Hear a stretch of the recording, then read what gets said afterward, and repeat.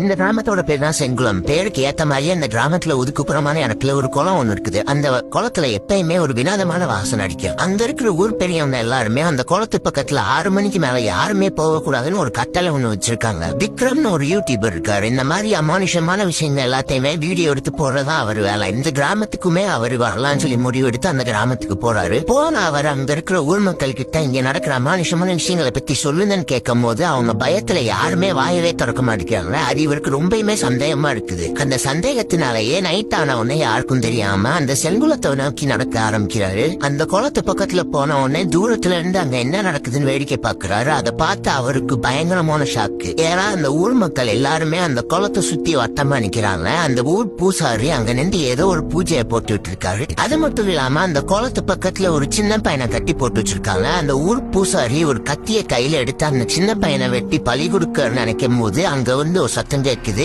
அது என்ன சத்தம்னா விக்ரம் அதை பார்த்துட்டு ரொம்ப பயத்துல திடீர்னு கத்திரான். அந்த சத்தம் தான் அவங்க எல்லாத்துக்குமே கேட்டு திரும்பி பாக்குறாங்க. அவங்க அதை பார்த்த உடனே விக்ரம் ஓட ட்ரை பண்றான். இதுக்கப்புறம் என்ன நடந்துச்சு, விக்ரம் தப்பிச்சானா இல்லையா, அங்க பார்த்தவங்க எல்லாம் யாரு, இந்த ஊர்ல என்ன நடக்குது, இது எல்லாத்தையுமே அடுத்த பார்ட்ல பார்க்கலாம். அதனால மறக்காம ஃபாலோ பண்ணிடுங்க.